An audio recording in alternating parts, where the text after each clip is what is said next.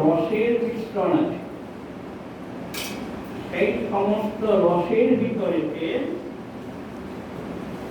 মধুর রসকে শ্রেষ্ঠ বলা হয়েছে। এটি ভাগবত আচার্যগণের সিদ্ধান্ত। তাই জগতের সৃষ্টি এবং রক্ষার জন্য পরম ব্রহ্ম শ্রী ভগবান নানা অবতার রূপে এই মর্তে অবতরণ করেছেন। অবতার হয়ে তিনি বিভিন্ন কার্য সমাপন করে থাকেন। ভগবানের সেই সমস্ত কার্যগুলোকে বলা হয় ভগবানের লীলা। এই লীলা দাপর যুগে পৃথিবীতে করবার জন্যই পরম ব্রহ্ম শ্রীকৃষ্ণ স্বয়ং দুই রূপে তিনি প্রকাশ হয়েছেন। চৈতন্য চরিতামৃত গ্রন্থে কবিরাজ গোস্বামী পদ বলেছেন, রাধা কৃষ্ণ এক আত্মা দুই দেহ ধরে অনন্যে বিরসয়ে রস আস্বাদন। অর্থাৎ ভগবান শ্রীকৃষ্ণ তিনি নিজেই দুই রূপে প্রকাশ হন। কেন? শ্রীমদ্ ভাগবত শাস্ত্র এবং পুরাণাদি এবং বেদে বলা হয়েছে ভগবান শ্রীকৃষ্ণ হচ্ছে রস বৈশক, কৃষ্ণ হচ্ছে রসের খনি, তিনি হচ্ছেন রসিকেন্দ্র চূড়ামণি, তিনি হচ্ছেন স্বয়ং রসরাজ। তাই এই যে ভগবান শ্রীকৃষ্ণের ভিতর যে রস রয়েছে, এই রসটি আস্বাদন করবার লালসা হয়েছে এবং এই লালসার মূলে রয়েছে প্রাকৃত জগতে অবতীর্ণ হয়েছে। এই জগতে তিনি সেই লীলাটাকে প্রকাশ করেন। কাজে আমার সেই রসের কি মাধুর্য, কি আকর্ষণ, কি চমৎকারিতা, এটা না জেনে আমি কেমন করে জগতের দিককে আমি সেইটি আস্বাদন করা, আগে নিজে আস্বাদন করে দেখি। তাই ভগবান শ্রীকৃষ্ণের আস্বাদন করবার লালসা হয়েছিল লীলার মধ্যে। একম নরম্যতে, এই লীলা মানে খেলা একা একা সম্ভব নয়। তাই ভগবান শ্রীকৃষ্ণ লীলা প্রকাশ করবার জন্য নিজ বাম অঙ্গ থেকে নায়িকা প্রধান আহ্লাদিনী শক্তি শ্রীমতী রাধা রানীকে প্রকাশ করেছেন এবং অন্যান্য যে সমস্ত লীলার পরিকর বর্গ, যেমন পিতা মাতা, গুরুবর্গ, সখা সখীগণ, দাস ভৃত্য আদি, এদেরকেও তিনি প্রকাশ করেছেন। কাজে কাজে লীলার পরিকর বর্গ যারা ছিলেন তারা সকলেই ছিলেন ভগবান শ্রীকৃষ্ণের প্রেমবান ভক্ত। কারণ শ্রীকৃষ্ণের এই যে লীলা রস, এই আস্বাদন করবার যোগ্যতা বা অধিকার সকলের থাকে। এই রস হচ্ছে ভগবান শ্রীকৃষ্ণের নিজস্ব সম্পদ, আর এই সম্পদ পাওয়ার অধিকারী হচ্ছেন যারা শ্রীকৃষ্ণের প্রেমবান ভক্ত, সদ্গুরুর কাছ থেকে দীক্ষা মন্ত্র গ্রহণ করে গুরুর নির্দেশ মতন ভজন এবং সাথে সাথে মহতের সঙ্গ, সাধু বৈষ্ণবগণের সঙ্গে মিলিত হয়ে ভগবানের মধুময় কথা শ্রবণ করতে করতে করতে করতে যখন জীবের প্রাকৃত রসের প্রতি যে আকর্ষণ, যে মত্ততা, সেটি যখন আস্তে আস্তে দূরীভূত হয়ে যায়, তখন সেই ভজনকারী সাধকের চিত্তে অপ্রাকৃত চিন্ময় রস আস্বাদন করবার দুর্বার লালসা জাগে। এই সাধকের অন্তরে যে লালসা, এই লালসাই হচ্ছে রস আস্বাদন করবার একমাত্র মূল্য। তত্ত্ব লোল্যমপি মূল্যমে কলম। তীব্র লালসাই হচ্ছে এই লীলা রস, অপ্রাকৃত যে রস, সেইটি আস্বাদন করবার মূল্য। কোন জড়জাগতিক বস্তুর বিনিময়ে, অর্থ সম্পদাদির বিনিময়ে এই রস কিন্তু পাওয়া যায় না। তাই সাধন ভজন করতে করতে যখন ভজনকারের মনে বাসনার হৃদয় হবে, অপ্রাকৃত রসের তীব্র বাসনা হৃদয়ে জাগ্রত হবে, সেই তীব্র লালসার হৃদয়ে ধারণ করে জনম জনম অপেক্ষা করে বসে থাকে। যেমন তীব্র বাসনা নিয়ে, পিপাসা নিয়ে চাতক পক্ষী যেমন অপেক্ষা করে বসে থাকে, কবে কখন সাতী নক্ষত্রের সেই মেঘে বাড়িধারা বর্ষিত হবে, সেই জল চাতক পক্ষী পান করে তার পিপাসা দূরীভূত হবে। তেমনি ভজনকারী ধৈর্য অবলম্বন এবং সাধু গুরু বৈষ্ণবের বাক্যকে শিরোধার্য করে হৃদয়ে ধারণ করে তিনিও যুগ যুগ ধরে অপেক্ষা করে বসে থাকবেন, কবে কখন করুণাময় শ্রী গোবিন্দ তিনি কৃপা করে তাকে সেই অপ্রাকৃত চিন্ময় রস আস্বাদন করে কৃতার্থ করবেন, ধন্য করবেন। এই আকাঙ্ক্ষা নিয়ে ভজনকারী অপেক্ষা করে ভক্ত বাঞ্ছা কল্পতরু ভগবান ভক্তের আশা পূর্ণ করবার জন্য যিনি সদা তৎপর, সেই ভক্ত বাঞ্ছা কল্পতরু শ্রী গোবিন্দ ভক্তের কোন বাসনায় তিনি অপূরণ রাখেন এবং ভক্তের বাঞ্ছা আশা পূরণ করতে পারলে আমার গোবিন্দের পরম সুখ লাভ হয়। কারণ ভক্তকে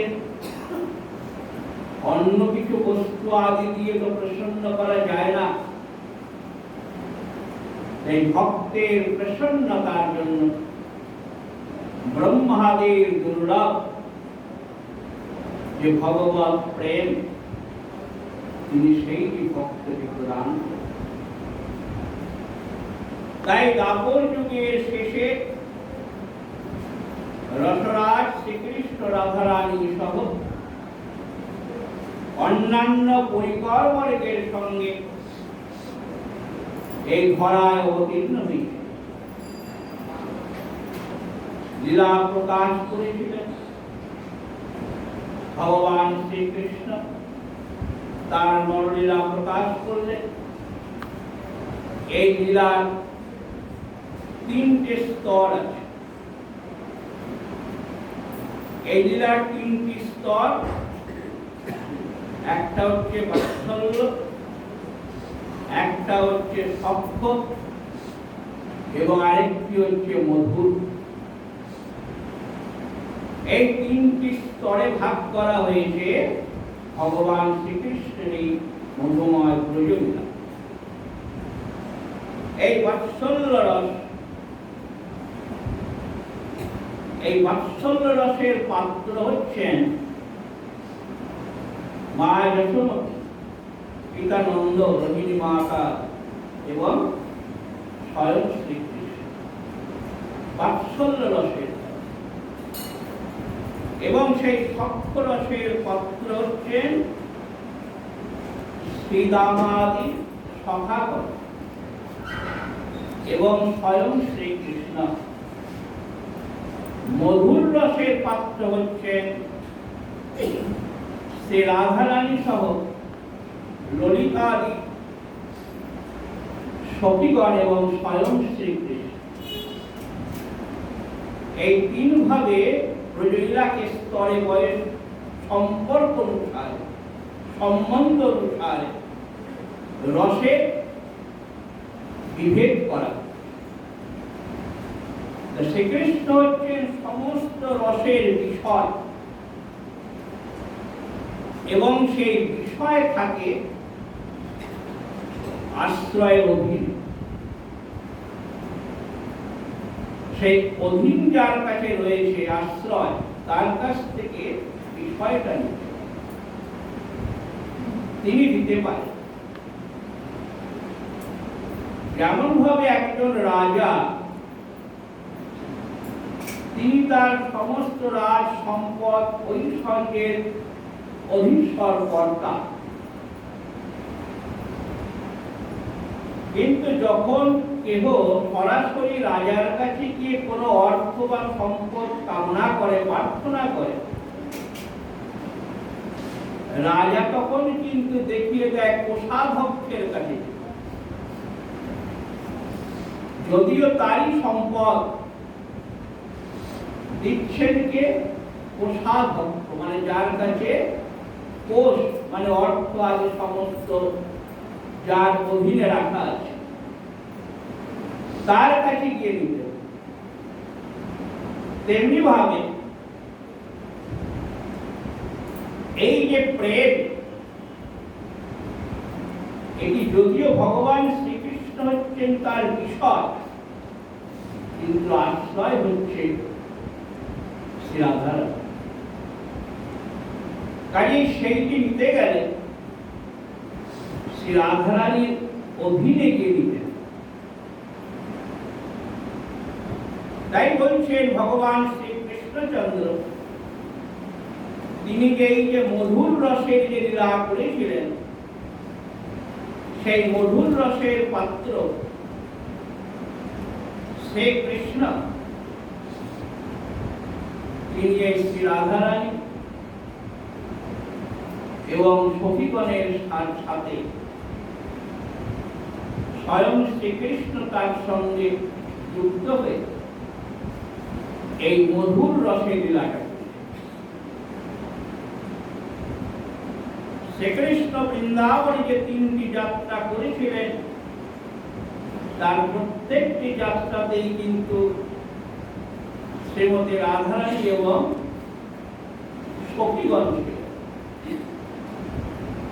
যেমন ঝুলন যাত্রায় এখন রাধারানী এবং সখীগণকে নিয়ে হয়েছিল, রাজযাত্রা সেখানেও তাই হয়েছিল, দোল যাত্রায়ও কিন্তু সেই রকম।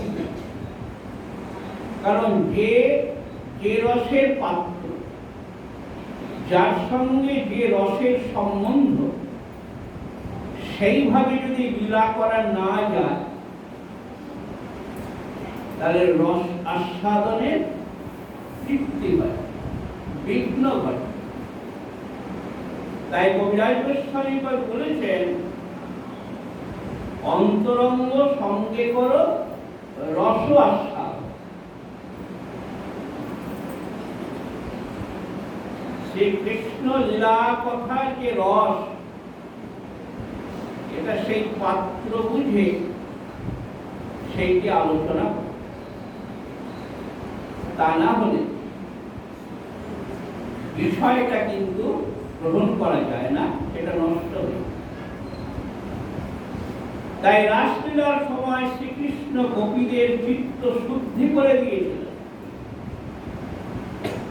দোল লীলার সময় তিনি তাদের সেই বিশুদ্ধ চিত্তে পরমাত্মার প্রেমানন্দ বিলাস তিনি প্রতিফলন করে নিত্যানন্দময় শ্রী ভগবান শ্রীকৃষ্ণ সেদিন তার প্রেমের রং দিয়ে গোপীদের চিত্তরূপ বিশুদ্ধ বস্ত্রকে রঞ্জিত করে দিয়েছে এবং তাদের বাসনা পূর্ণ করে ধন্য করেছে। তিনি তাদের মনে কৃষ্ণ প্রেমের দাগ কেটে দিয়েছেন। রাসলীলার সময় শ্রীকৃষ্ণ গোপীদের সমস্ত অহংকার সমাধিস্থ করে দিয়েছেন, আর তার উপরে এই দোল মঞ্চ সেখানে নির্মাণ হয়েছে। দোল লীলার শেষে রসরাজ শ্রীকৃষ্ণ প্রেমময়ী শ্রী রাধারানীকে নিয়ে সেই দোলার উপর আরোহণ করলেন এবং প্রেমানন্দময়ী গোপীদের সেই সেবায় আনন্দ দান করেছে। গোপীরা হচ্ছেন কৃষ্ণ অনুরাগের আবির দিয়ে রাধা কৃষ্ণকে রঞ্জিত করে। তাদের যে অনুরাগের যে রং, অনুরাগের যে গুলাল আবির, সেইটি যুগল শ্রী রাধা কৃষ্ণকে দিয়ে তারা আনন্দ উপভোগ। অতএব দোল মানে শুধুমাত্র রঙের খেলা নয়, রঙের উৎসব নয়, এটা হলো ভালোবাসার উৎসব। দোল হচ্ছে প্রেমের উৎসব, দোল হচ্ছে ভক্ত ভগবানের মিলনের উৎসব। অতএব যারা প্রেমহীন অহংকারী মানুষ, তারা কখনো ভগবানের সাথে মিলিত হতে পারেন না। ভগবানের এই প্রেম লীলা, দোল লীলা অহংকার সাগরের পরপারে প্রতিষ্ঠিত এবং সেখানে এই দোলাটি নিত্যকাল সেখানে সেই পরপারে যেতে গেলে, সেই প্রেমময় ধামে যেতে গেলে আমাকে প্রেম ধনকে সঙ্গে নিয়ে, কিন্তু কলি কবলিত জীব তাদের তো প্রেম ধন নেই। কলি কবলিত জীব তারা প্রেম ধন কোথায় পাবে? তাই তারা শ্রীকৃষ্ণের যাবতীয় লীলার ভেতরে কেবলমাত্র ব্যভিচার, অশ্লীলতা দেখতে, কারণ তাদের অন্তরে তো প্রেম নেই। তাই ভগবান শ্রীকৃষ্ণের এই দোল লীলা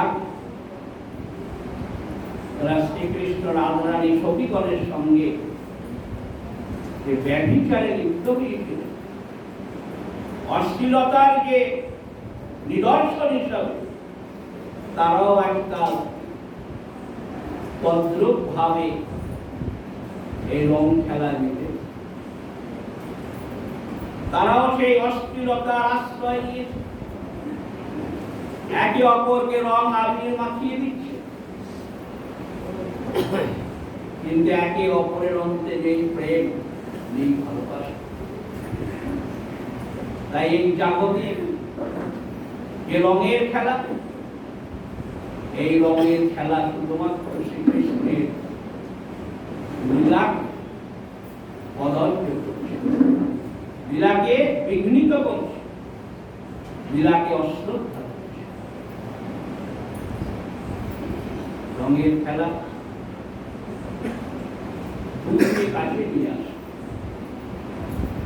শত্রুকে মৃত্যু রূপে বরণ করে পক্ষে আলিঙ্গন করে, ভালোবেসে সকলের সঙ্গে মিলিত হয়ে আনন্দ। যে আমার হৃদয়ে ভালোবাসা প্রেম না থাকে, আমি একে অপরকে কি করে প্রেম ভালোবাসা অর্পণ করি? তাই জাগতিক দোল উৎসব এমন পর্যায়ে চলে গেছে যা কেবলমাত্র দুঃখজনক নয়, প্রাণ বিনাশেরও কারণ হয়ে উঠেছে। যখন যে প্রেম লাভ করবে, তখন সে অনুভব করবে যে শ্রীকৃষ্ণের এই যে লীলা উৎসব, সেটা ব্যভিচার যুক্ত নয়। তাই যখন জীব সেই প্রেম লাভ করবে, তখন তার হৃদয়ের ভিতর যে অবিদ্যার যে পাহাড়টা সেখানে রয়েছে, অজ্ঞানতার যে পাহাড়টা রয়েছে, অন্ধকারের যে ছায়াটা রয়েছে, সেটা যখন হৃদয় থেকে সরে যাবে, তখন আর আমি নয়, তখন কেবল তুমি আর তুমি সবের মধ্যে রয়েছে। এই সমস্ত বিশ্ব ব্রহ্মাণ্ড জুড়ে তুমি রয়েছে, সব তোমাতে রয়েছে, তুমি সবেতে রয়েছে। প্রেমের শিরিবে লীলাময় রসরাজ শ্রী ভগবানকে উপলব্ধি করে। যখন মানব হৃদয়ে প্রেমের বর্ষা নামে, তখন অজ্ঞানতা রোগ অবিদ্যা দূর হয়ে শুদ্ধ নির্মল জ্ঞানের উদয় হয়। তখনই মানুষ উপনীত হবে ব্যষ্টি চেতনা থেকে সমষ্টি চেতনা, জীবত্ব থেকে শিবত্ব, এবং বাসনা হতে প্রেমে উপনীত হবে। এই প্রেম কোন সাধারণ বস্তু না। তাই কলির জীবের সেই প্রেমের অভাবটি বুঝেছিলেন গোলক বিহারী শ্রী গোবিন্দ। শ্রীকৃষ্ণ বুঝেছিলেন যে কলি কবলিত জীব, আমি যাদের জন্য দাপর যুগে লীলা প্রকাশ করেছিলাম, অন্তত সেই লীলার আস্বাদন করবার যোগ্যতা যদি তাদের থাকত, তাহলে কলির জীবের এই দুর্দশা হত।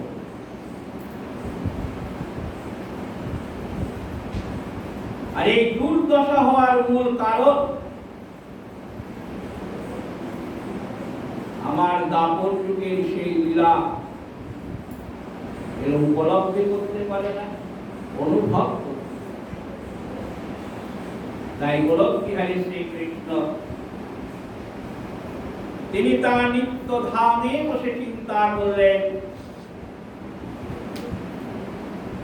কলি কবলিত জীবকে প্রথমে প্রেম ধারায় স্নাত করতে, প্রেম দিয়ে তাদের চিত্তকে শোধন করতে হবে। তখনই অন্তর থেকে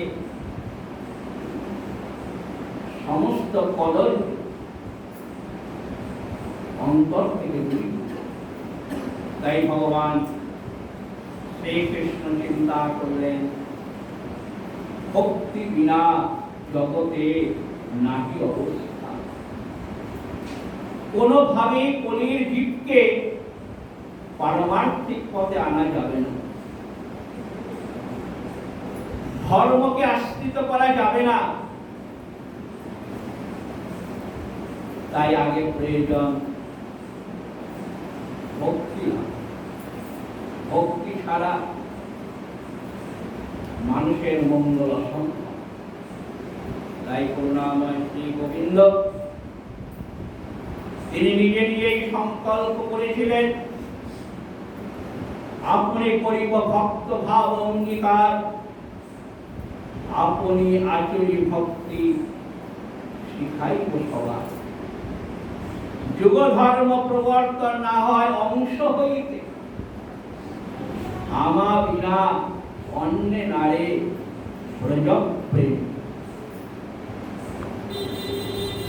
আমি স্বয়ং ভক্ত ভাব অঙ্গীকার করে আমি কলির জীবের কাছে ভক্তি প্রচার করব। আমার কোন অংশ অবতার আদিকে পাঠিয়ে সম্ভব নয়। কলির জীব এমন জায়গায় পৌঁছে গেছে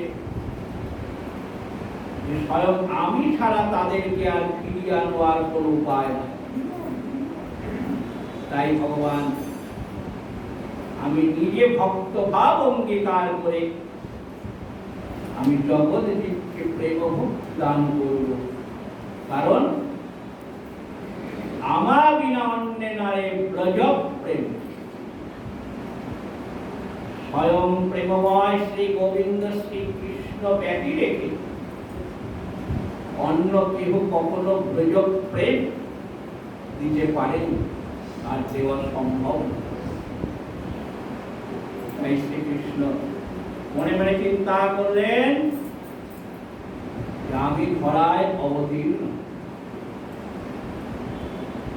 তাই একদিকে যখন ফাল্গুনী পূর্ণিমায় ঋতুরাজ বসন্তের দোল লীলায় শ্রী রাধা গোবিন্দের আরাধনায় মুক্ত হয়েছেন প্রেমবান ভক্ত সাধু বৈষ্ণবগণ, তেমনি 1486 খ্রিস্টাব্দে ফাল্গুনী পূর্ণিমার সমুজ্জ্বল সন্ধ্যায় চন্দ্রগ্রহণ যোগে শ্রীধাম নবদ্বীপে শ্রী জগন্নাথ মিশ্র এবং তার পত্নী শ্রী সতী দেবী পুত্র সন্তান হয়ে আবির্ভূত হয়েছিলেন। সেই গোলক বিহারী শ্রীকৃষ্ণ, সেই দাপর লীলার রসরাজ শ্রীকৃষ্ণ। তবে তিনি একা আসেন। যেমন সেই দাপর লীলায় 1 থেকে 2 হয়েছিলেন, আবার সেই 2 মিলে 1 হয়ে সেই 2 এক এবে চৈতন্য গোসাই ভাব আস্বাদ্য প্রভা হইলেন এক। সেই 1 থেকে 2 হয়েছিলেন, দাপর লীলা করেছিলেন,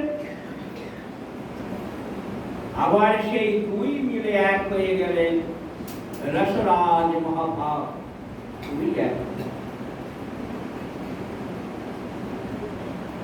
শ্রীমতী রাধারানীর ভাবকান্তি গ্রহণ করে এবং সেই শ্রীমতী রাধারানীর সেই প্রেম ভান্ডার হৃদয়ে ধারণ করে ব্রজেন্দ্র নন্দন শ্রীকৃষ্ণ কলির জীবকে সেই প্রেম বিতরণ করবার কলি কবলিত জীবকে কলির হাত থেকে, কলির ত্রাস থেকে, কলির অন্ধকার থেকে রক্ষা করবার জন্য করুণাময় শ্রী গোবিন্দ সেই দিন আবির্ভূত হয়েছিল। শ্রীধাম নগর।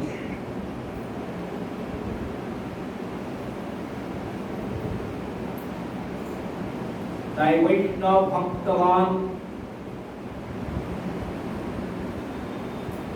গৌরাঙ্গ মহাপ্রভুর সেই আবির্ভাব স্মৃতিটিকে স্মরণ রাখবার জন্য তারা ফাল্গুনী পূর্ণিমার অপর একটি নাম রাখলেন শ্রী গৌর পূর্ণিমা। গৌর পূর্ণিমা হিসাবে তারা ঘোষিত করলেন গৌর বলি তিনি আবির্ভূত কলির পাবন অবতার শ্রীকৃষ্ণ চৈতন্য মহাপ্রভু।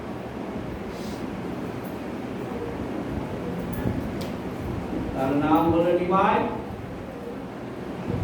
গোরা, গৌরাঙ্গ, বিশ্বম্ভর বিষ্ণু। সেই গৌরাঙ্গ মহাপ্রভু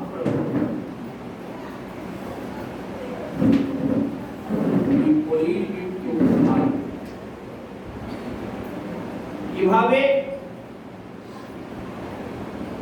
মহামন্ত্র যুগ ধর্ম শ্রী হরিনাম সংকীর্তন, কারণ সেই অপ্রাকৃত সেই প্রেম যত্র তত্র সকলের হৃদয়ে ধারণ করতে সমর্থ নয়। তাই আমার গৌরহরি চিন্তা করেছিলেন যে প্রেম বিতরণ করবার জন্য আমি ধরায় অবতীর্ণ হলাম, সেই প্রেম যদি সর্বজীবকে আমি দান করতে না পারলাম, তারা ধারণ করতে না পারলো, তাহলে তো আমার সংকল্প বৃথা হয়ে যাবে, আমার আগমন বৃথা হয়ে যাবে। কিন্তু কলির জীবের চিত্তে তেমন অবস্থানে যে প্রেম ধারণ, তাই করুণার অবতার তোমার গৌর হরি তিনি নিজে এই পাত্রকে প্রেম ধারণের যোগ্যতা দান করবার জন্য এই মহামন্ত্র হরে কৃষ্ণ নাম স্মরণ। আগে চিত্তকে শোধন করা দরকার, চিত্তকে মার্জিত করা।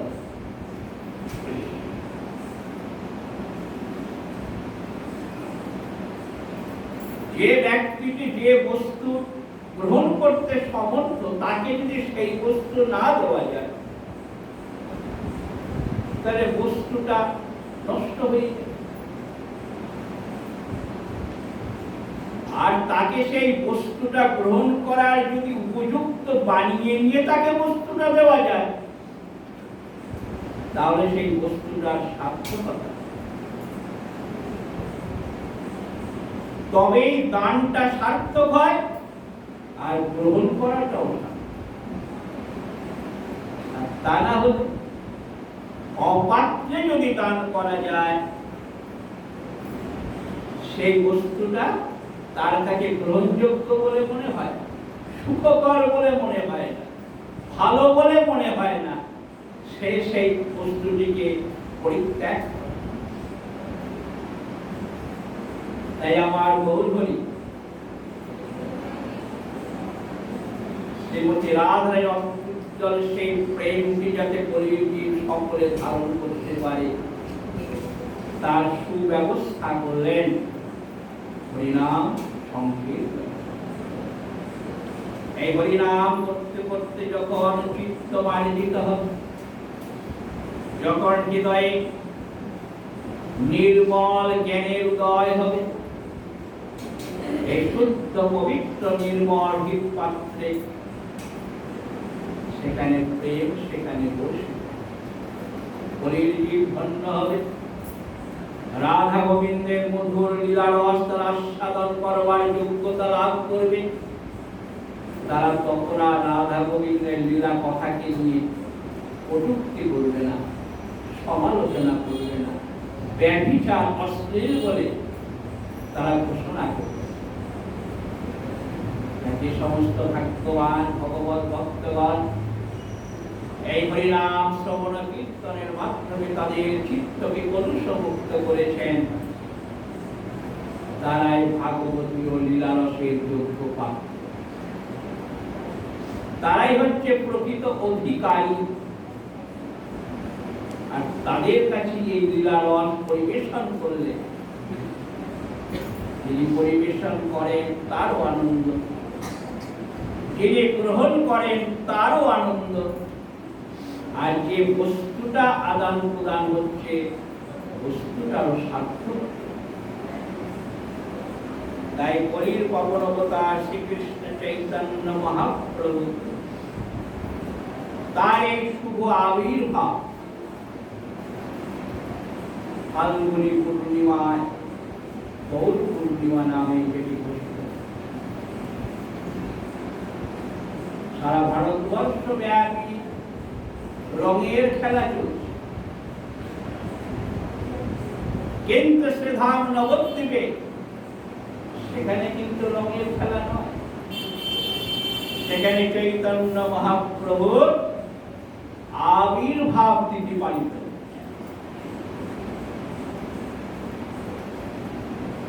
গৌর হরির আবির্ভাব তিথি পালিত হচ্ছে।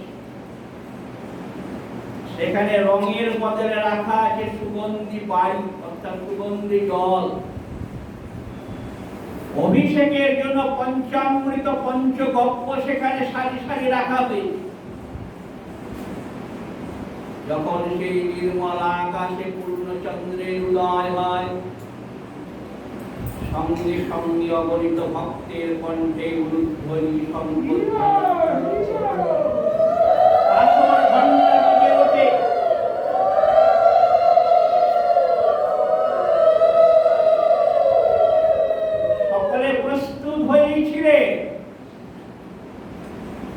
কখন সেই শুভ মুহূর্তটা আগমন হবে।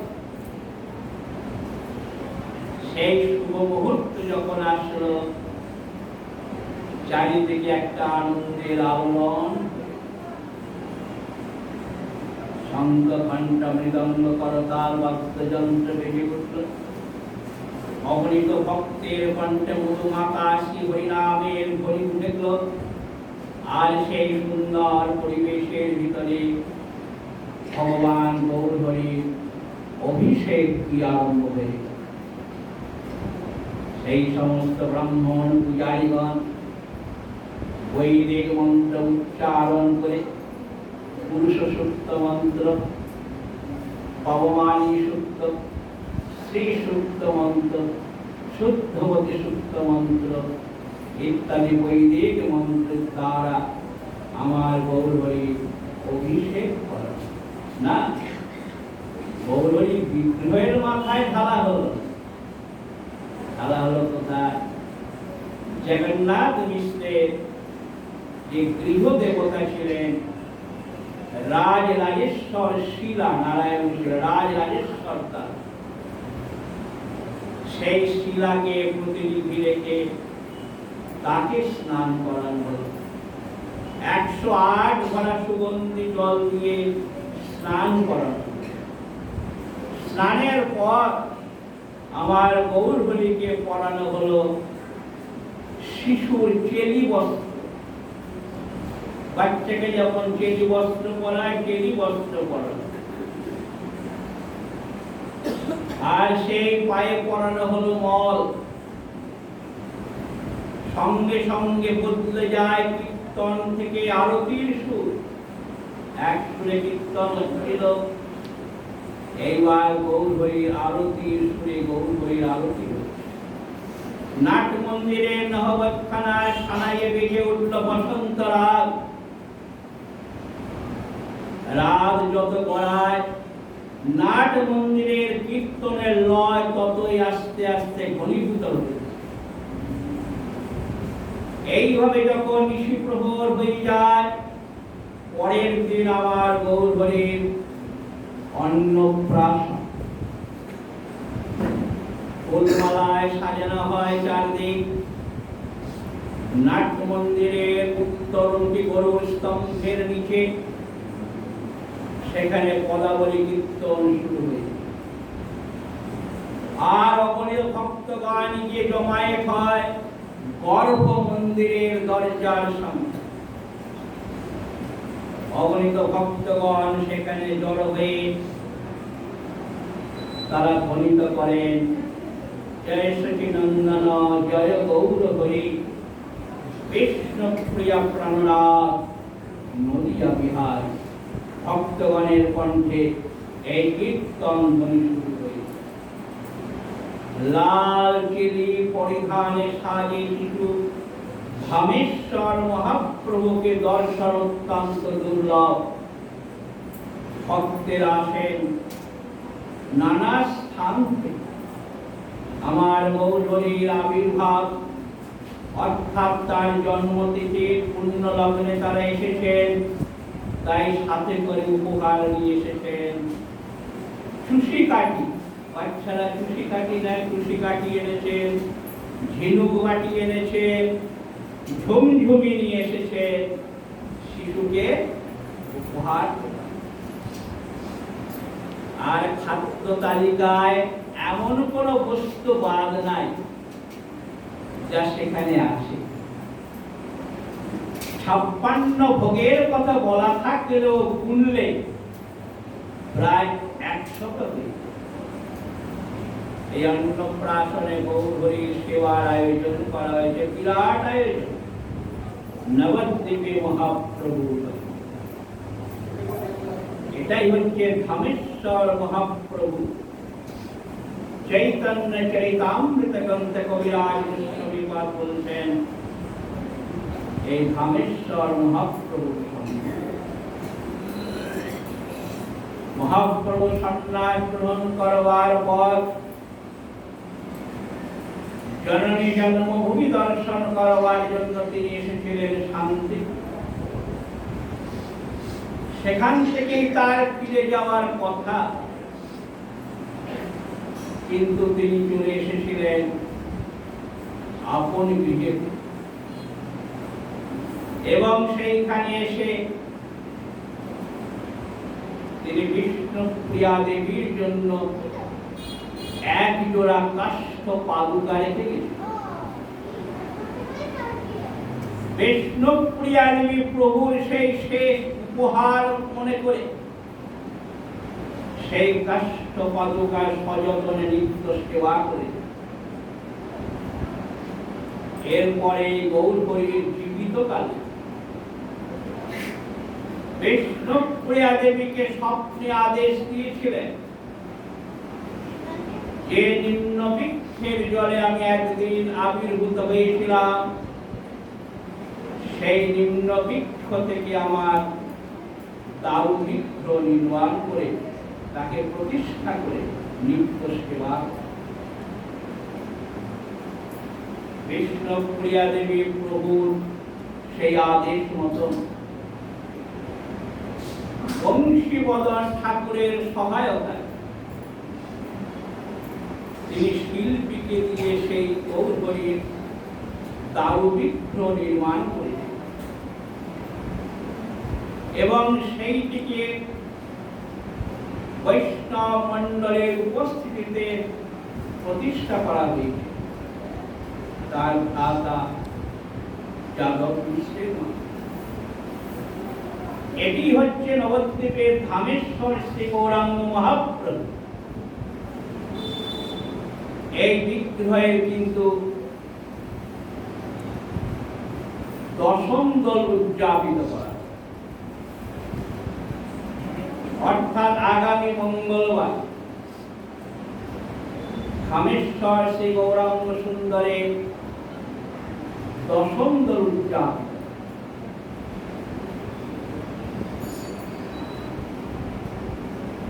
এই অন্নপ্রাশন উৎসবের আর এক নাম দিয়েছিল গোস্বামী আচার্যগণ জগন্নাথ উৎসব।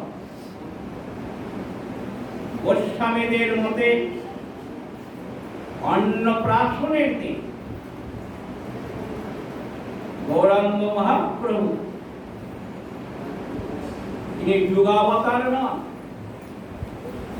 কলির পবনাবতার নন। সেদিন তিনি হচ্ছেন শুধু জগন্নাথ মিশ্র এবং শচী দেবী কোল আলো করা নদিয়াবাসীর আদরের ধন গোড়াচাঁদ নিমাই কৃষ্ণ। সেদিন তারা যুগাবতার নন, তিনি আমাদের ঘরের ছেলে, ঘরের সন্তান, আদরের ধন আমাদের নিমাই। অতএব নবদ্বীপের মানুষের কাছে দোল উৎসবের অর্থ অন্যরকম। চৈতন্য ধাম নবদ্বীপে বিভিন্ন স্থানে বিভিন্ন দিনে উৎসবে, কোথাও তৃতীয় দল, কোথাও চতুর্থ, কোথায় পঞ্চম দল, কোথাও ষষ্ঠ দল, কোথায় সপ্তম, কোথায় নবম দল, আবার দশম।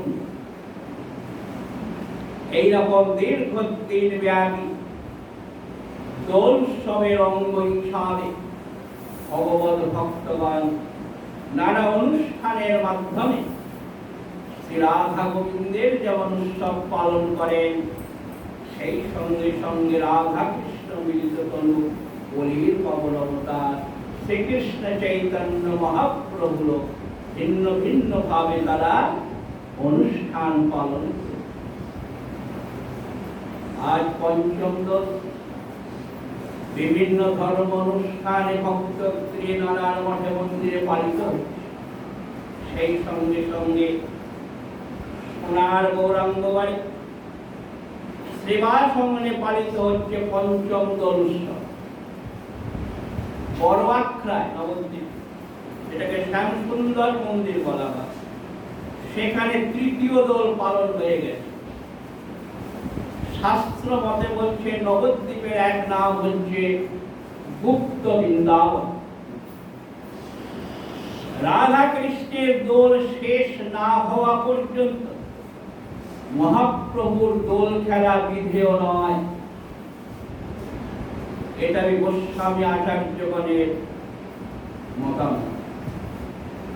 এই জন্য সোনার গৌরাঙ্গ মন্দিরের গোস্বামী বংশধরেরা অর্থাৎ পূর্বপুরুষেরা এই দোলের 5 দিন পরে পঞ্চম দোলে এই প্রথা চালু করে গিয়েছিলেন আনুমানিক 250 বৎসর। পঞ্চম দোলের আগের দিন যথারীতি হয় চাচর উৎসব।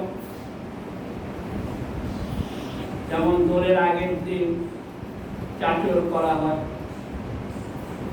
এবং পরের দিন উত্তরপ্রদেশ, মধ্যপ্রদেশের তারা মানুষরা পরের দিন হোলিকা দহন লীলা করে। তেমনি ভাবে পঞ্চম দোলের আগের দিন শ্রীবাসমনে সোনার গৌরাঙ্গ মন্দিরে চাচর হয়, যাকে ন্যাড়া পুরা বলা। 14 মাদল মৃদঙ্গ নিয়ে নগর কীর্তন বেরিয়ে সমস্ত ভক্ত বৈষ্ণব আচার্যগণ তারা হরিনাম সংকীর্তন গাইতে থাকেন। 14 মাদল মহাপ্রভু থাকাকালীন বাক্য দিয়েছিলেন যে আমি 4টি জায়গায় সব সময় বর্তমান থাকি। সেই 4টি হচ্ছে সতী মাতার রন্ধনশালায়, নিত্যানন্দ প্রভুর নর্তনে, পানিঘাটিতে রাঘব ভবনে এবং নবদ্বীপের শ্রীবাসন। মহাপ্রভু সাক্ষাৎ জগদীশ্বর পরমেশ্বর শ্রী ভগবান, তার বাক্য অন্যথা হওয়ার নয়। মহাপ্রভুর আবির্ভাবের 535 বৎসর গত হয়ে গেছে। মহাপ্রভু কিন্তু তার বাক্য, তার সংকল্প এখনো রক্ষা করেছে। তবে আমরা তো পরিকবলিত জীব, আমরা এখন সেই ভক্তি প্রেম ধারায় স্নাত হতে পারিনি। সাধু গুরু বৈষ্ণব মহতের কৃপাধন্য না হতে পারার জন্য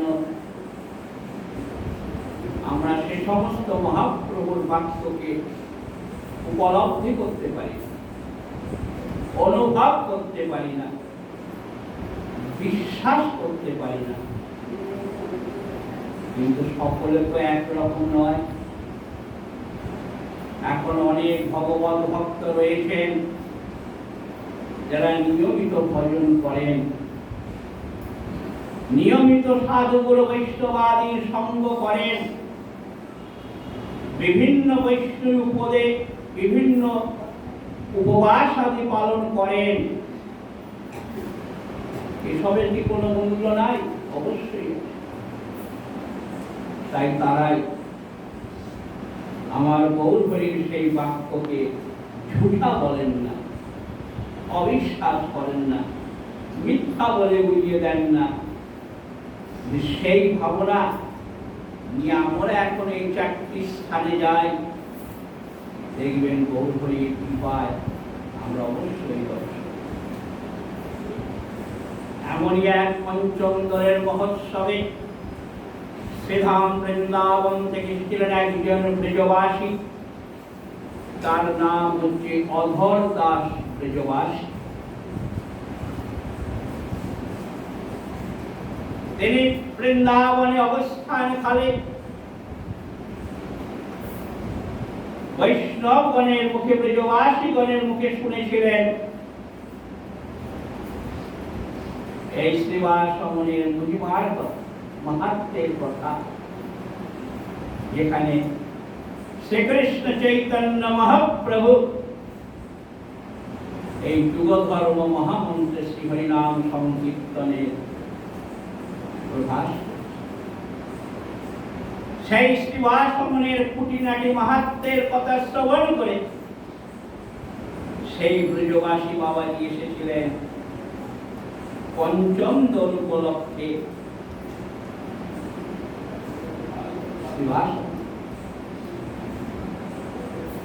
তিনি সেই অমনের এক কোণায় বসে মহামন্ত্র জপ করছিলেন,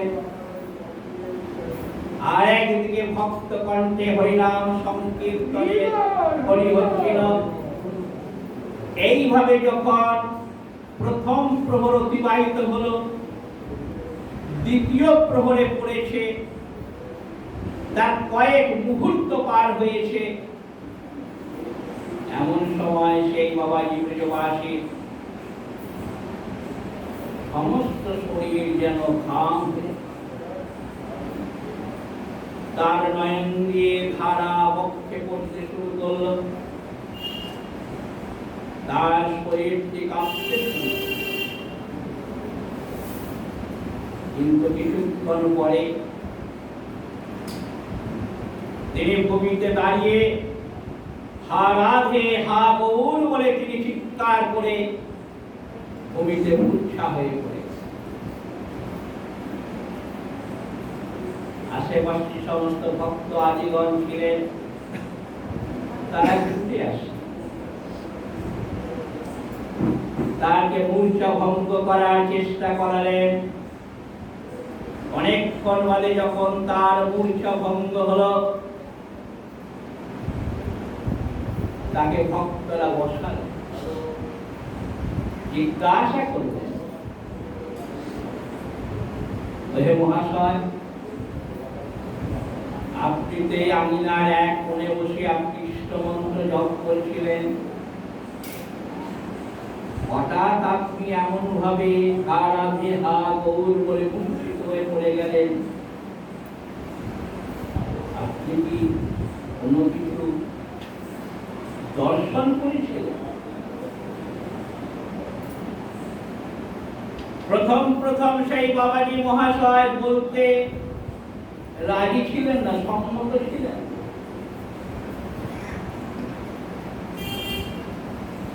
কিন্তু ভক্ত বৈষ্ণবগণের অনুরোধ ফেলতে পারেন। তিনি বললেন, তাহলে শুনুন, আমি যখন বসে বসে আমার ইষ্ট মন্ত্র রাধা নাম জপ করছিলাম, আমি হঠাৎ আমার হৃদয়ের মধ্যে কেমন এক আনন্দের সুখানুভূতি আমি অনুভব করলাম। তাতে আমার হৃদয়ে বড় আনন্দ জাগ্রত হল।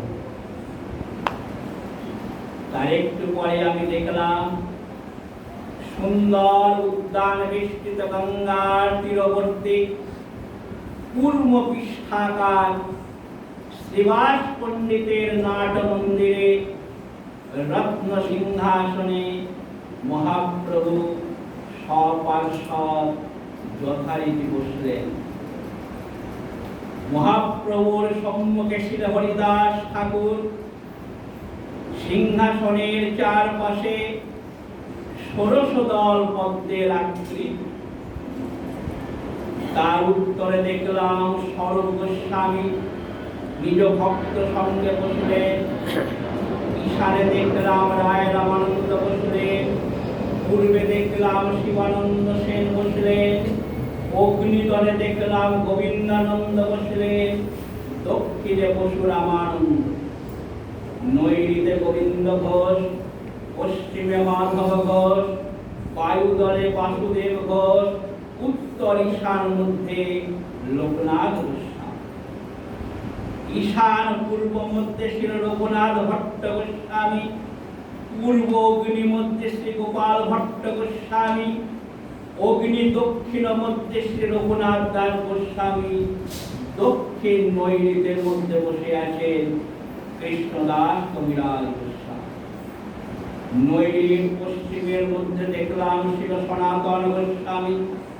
পশ্চিম বায়ুর মধ্যে দেখলাম শ্রী শ্রীজীব গোস্বামী এবং বায়ু উত্তর মধ্যে দেখলাম শ্রীরূপ গোস্বামী বসলেন এবং বসে সকলেই নিজ নিজ মূল মন্ত্র জপ করতে লাগলেন।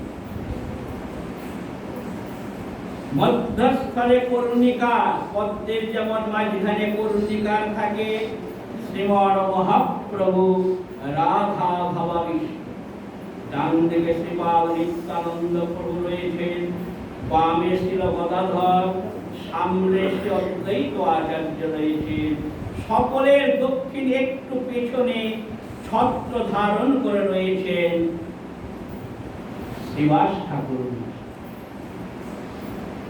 নবদ্বীপ শতকে একটি শ্লোকে সেখানে বলা হয়েছে, তদা নবদ্বীপ বনান্তরেস্তে সহং পরিভ্রমণ গৌরকীশর অদ্ভুতং মুদা নটন্তং নিতরাং সপার্ষদং পরিস্ফুরণ বিক্ষং পতামি মূর্ছিতং। এইভাবে যখন তিনি যা দেখেছিলেন, মূর্ছা হওয়ার পূর্ব মুহূর্তে তিনি বর্ণনা করলেন। তার নয়ন দিয়ে ধারা পড়তে শুরু করল। উপস্থিত ভক্তগণ এই শ্রীবাসমনের মহিমা উপলব্ধি করলেন যে গৌরহরি তার বাক্য রক্ষা। এখনো শ্রীবাসমনে তিনি নিত্য রয়েছেন। কোন কোন ভাগ্যবান সেই দিন সেই ভাগ্যবান বাবাজি মহাশয়ের উপর আমার সপার্ষদ গৌরহরি কৃপা করেছিলেন। তাই তারা বাবাজির শরীরে শ্বেত ঝরছে, নয়নের ধারা পতিত হচ্ছে, শরীর কাঁপছে। তখন তিনি বলতে বলতে বলতে বলতে যেন স্থির হয়ে গেল। এমন এই নবদ্বীপের সেই শ্রীবাসমনে পঞ্চম দোলের মাহাত্ম্য। আজ সেই পঞ্চম দোল উৎসব শ্রীবাসমনে পালিত হচ্ছে। অন্যান্য ভক্তগণ সমবেত হয়ে পঞ্চম দোলে এই অপ্রাকৃত চিন্ময় আনন্দ উপভোগ। বুঝিবে রসিকজন, না বুঝিবে অগণিত ভক্তগণ মানুষ নিত্য নিত্য ছুটে চলেছেন নবদ্বীপ ধামে, পরিভ্রমণ করছেন মঠে মন্দিরে।